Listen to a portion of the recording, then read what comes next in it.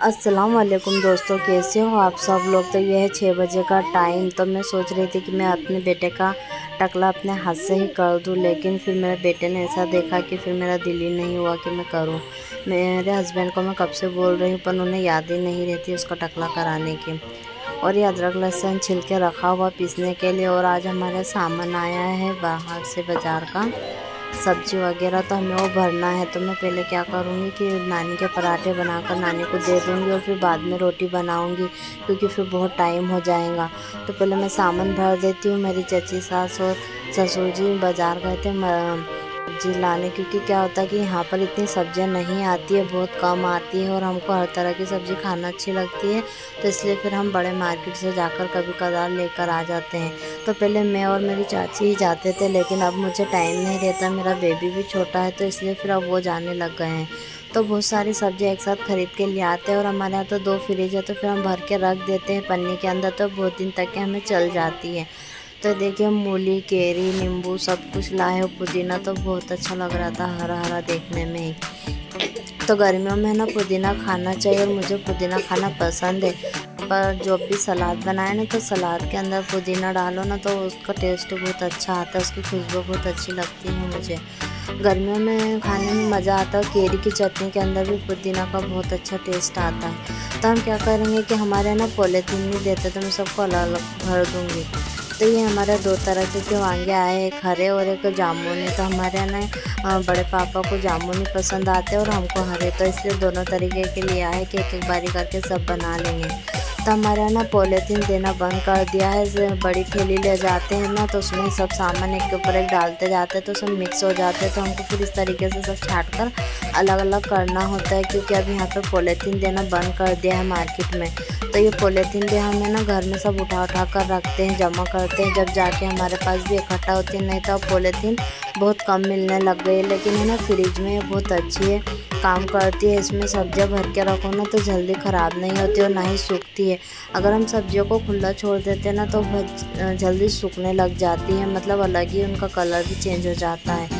तो ये पॉलीथीन में भरने से ही अच्छी रहती है। तो हम क्या करते हैं, अगर पॉलीथीन नहीं रहती है ना, तो जो पुरानी पॉलीथीन रहती है उन्हें धो कर हम धूप में टांग देते हैं, तो वो अच्छी साफ़ सुथरी हो जाती है। तो हमारे मूली के पत्तों की भी भाजी बनाई जाती है, जो हमको बहुत पसंद आती है। तो फिर हम है ना भाजी भी फेंकते नहीं, हम ज़्यादा की भाजी लाते हैं और उसे तोड़ कर रख देते हैं। जब भी होता है बनाना तो बना लेते हैं। और ये चाय में डालने की बाद से तो है ना, इससे चाय का बहुत अच्छा टेस्ट आता है। तो हमारा सबको अच्छा लगता है, तो हम कभी कदार ही लाते हैं, ज़्यादा यूज़ नहीं करते हैं। 6:30 बजे का टाइम है, तो मैंने कहा कि पहले ये काम कर लेते हैं, फिर रोटी बनाएंगे, किचन में जाएंगे, क्योंकि फिर एक बार किचन में लग जाओ ना, तो फिर ये सब काम रखे रह जाते हैं। तो हमने सोचा कि पहले हमें फ्रिज का काम कर लेते, सब्ज़ी वगैरह भर के रख देते हैं।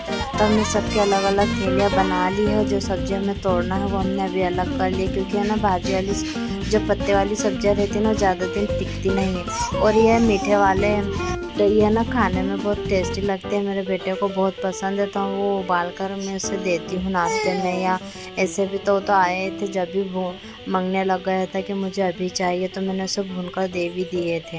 फ्रिज में सब्ज़ी रख रहे थे, तो मेरा बेटा लियान बोला कि मम्मी मुझे भी रखना है, तो वो भी मेरे साथों साथ सब्ज़ी रखने यहाँ आ गया था।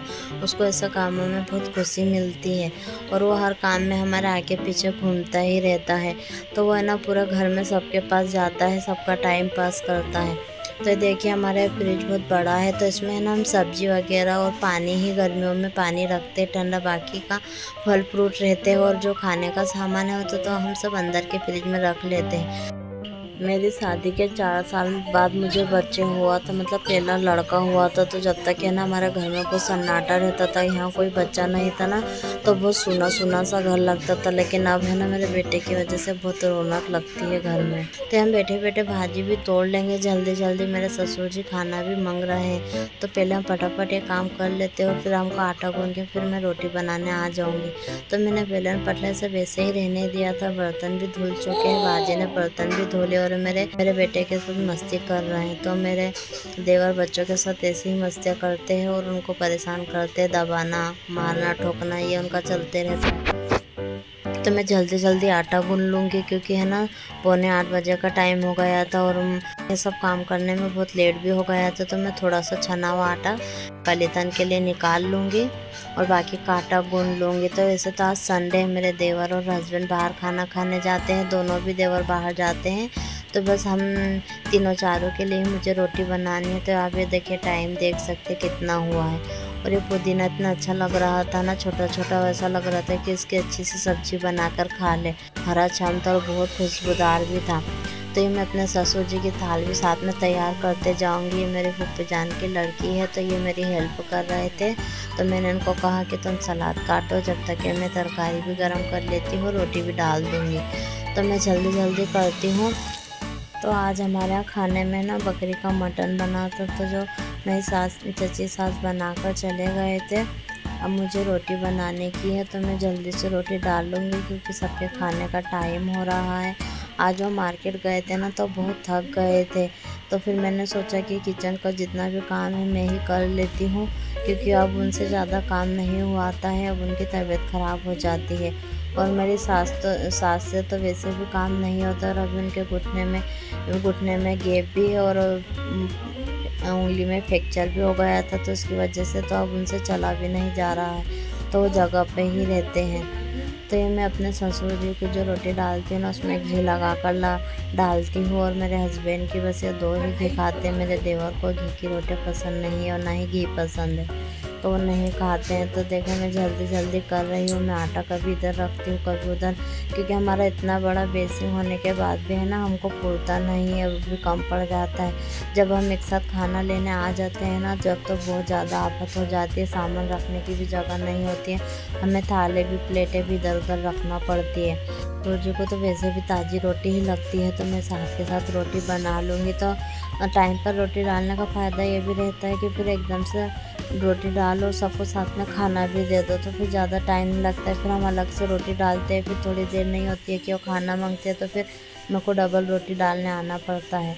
पर हमें खाना भी देना पड़ता है ना दूसरों को, इसकी वजह से फिर रोटी बनाना ही पड़ती है पहले। तो चलो ये रोटी बनाने का काम तो हो गया है। अब मैं ये ना लहसुन भी छीके में रख दूँगी। हमारे 2 छीके लगे हुए, एक में लहसुन रहता है, एक में प्याज रहती है। तो ये अंदर रोटी ठंडी थोड़ी सी करके ना हम डब्बे में जमा के रख देंगे। मेरे ससुर जी का खाना भी हो गया है, तो वो प्लेट भी लेकर आ गए। मेरी सास भी खाना खाएंगे, छोटे कुकर में उनके लिए पाए गल रहे हैं। तो अब हम उनको ज़्यादा कर अभी पाए का सूप वगैरह ही दे रहे हैं। अभी छीके के बर्तन है, तो मैं ये भी जमा देती हूँ, क्योंकि फिर ये भी काम में जो रह जाएगा। बेसिन वगैरह भी मैं सब अभी साफ़ कर लूँगी, क्योंकि अब खाने बस मैं ही रह गई हूँ। तो मैं ना लास्ट में आराम से खाना खाऊंगी, क्योंकि अभी बहुत सारा काम है, तो मुझे अभी खाना नहीं खाना है। तो अभी जब तक कि मैं यहाँ का धोना धुलाना कर लूँगी, सब झाड़ पोछ करके ना, फिर मैं आराम से खाना खाऊंगी। तो ये देखिए मैं अपनी सास के लिए भी खाना लेके चले जा रही हूँ। अब मैं ये अपने बेटे को प्लेट दे रही हूँ।